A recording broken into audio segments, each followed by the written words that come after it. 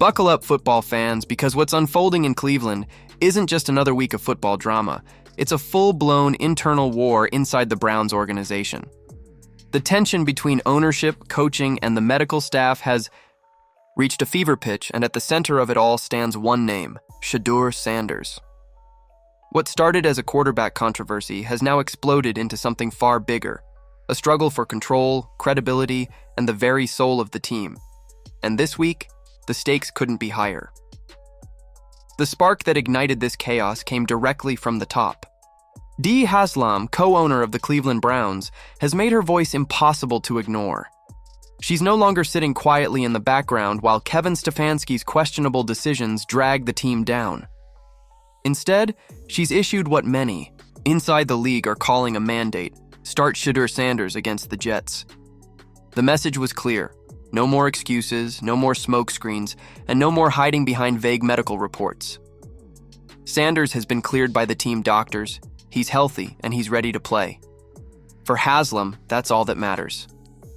And in the NFL, when ownership draws a line in the sand like this, everyone in the building feels the tremor. At his latest press conference, Kevin Stefanski tried to keep his usual calm demeanor, but even through the polished coach speak, the cracks were obvious. He used vague phrases like hour by hour to describe Sanders' status, as if this was some ongoing medical mystery instead of a player who's been practicing all week. The problem for Stefanski is that everyone sees through it now. This isn't about medical uncertainty. It's about his stubborn loyalty to Dillon Gabriel, a quarterback who's struggled to deliver and has run out of goodwill with both the fan base and the locker room. Every time Stefanski tries to delay or deflect, it looks less like leadership and more like fear. When pressed on whether Sanders would be active, Stefanski finally conceded that yes, Shedeur would serve as the number 2 quarterback. That might sound like a small admission, but in reality, it was monumental. It was a reversal from weeks of deflection and denial. Stefanski has resisted playing Sanders at every turn, even when it was painfully obvious the offense needed a spark. Now, backed into a corner by ownership and medical clearance, he's out of excuses. The message from Dee Haslam couldn't be clearer. If Gabriel struggles again, Sanders better be ready to step in immediately. And that's where this story takes a dramatic turn. Behind closed doors, multiple reports suggest that Haslam called a meeting with the coaching staff where she made her stance unambiguous. The medical team says Sanders is good to go, so there's no justification to keep him benched. The tone wasn't one of suggestion. It was a directive. Haslam is tired of watching Stefanski's indecision and misplaced loyalty drag this team down. She wants action, accountability, and most importantly, wins. The implications of that meeting are staggering. Rarely does ownership intervene this directly in on-field decisions. When they do, it usually signals a breaking point, a sign that the people in charge have lost faith in the head coach's judgment. Stefanski now finds himself in a corner. If he defies Haslam and sticks with Gabriel, he risks not only losing the game but potentially his job. But if he relents and Sanders shines, it will prove what many have been saying for weeks, that his loyalty to Gabriel was never about strategy, but pride. For the upcoming Jets game, the spotlight will be unforgiving. The Jets have one of the league's most aggressive defenses, a unit built to expose hesitation and punish mistakes. And those are exactly Gabriel's weaknesses. He holds the ball too long, crumbles under pressure, and lacks the arm strength to stretch the field. Against a defense that thrives on chaos, those flaws could turn catastrophic. Sanders, on the other hand, brings everything the Browns have been missing: quick reads, precision passing, mobility, and poise under fire. It's the kind of skill set that can dismantle an aggressive defense by staying calm and composed. Haslam understands this, which is why her push for Sanders is not just emotional, it's strategic. She's seen enough of Gabriel's timid play and Stefanski's excuses. The Browns are desperate for energy, leadership, and momentum, and Sanders represents all three. In a league where one decision can redefine an entire season, Haslam is betting on the rookie to turn things around before it's too late. Inside the locker room, the mood is shifting too. Players talk, and they know who gives them the best chance to win. They've watched Sanders in practice. His accuracy, his command, the way he carries himself like he belongs. Even veterans who've seen countless quarterback controversies come and go are quietly saying he looks ready. And that's what makes this moment so volatile. When the players start believing in the backup more than the starter, the locker room fractures. Haslam's intervention may be the only thing holding the team together. Meanwhile, Stefanski's press appearances have started to feel like political theater.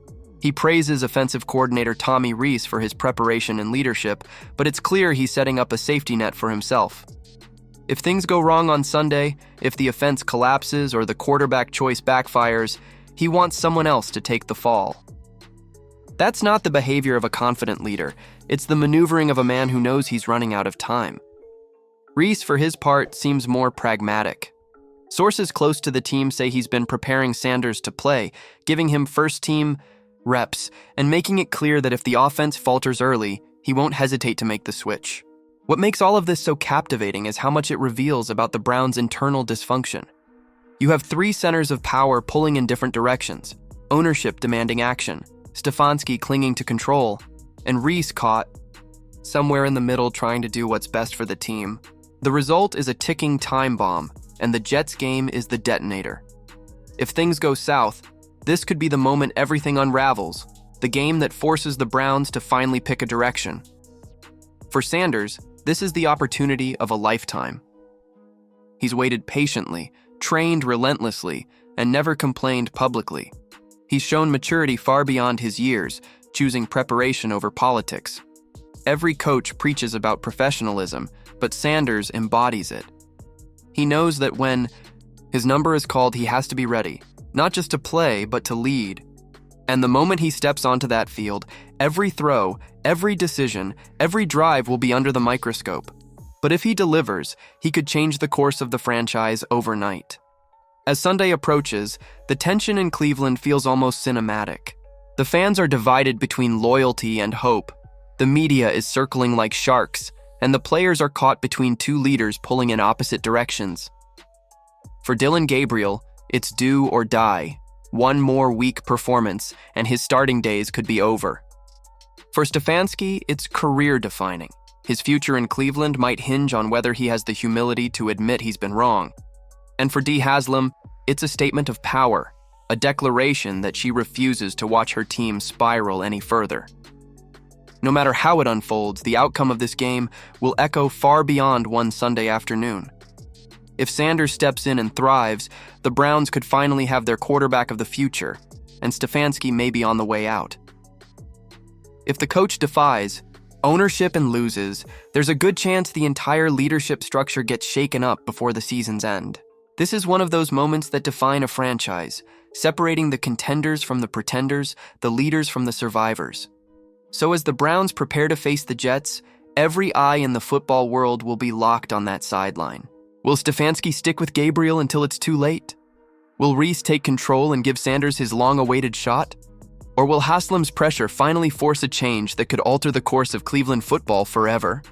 The answers are coming soon, and when they do, there will be no more hiding behind excuses. What do you think will happen on Sunday? Will Kevin Stefanski double down on Dillon Gabriel again, or will ownership's pressure finally break through his stubbornness? If Shedeur Sanders takes the field, can he live up to the hype and ignite the Browns' offense? Drop your thoughts and predictions below, because this story isn't just about one game. It's about the power struggle that could define an entire franchise. And if you're as hooked on this unfolding drama as the rest of the football world, make sure to like this video, subscribe to the channel, and turn on notifications, because you won't want to miss a single update as this Browns saga continues to unfold.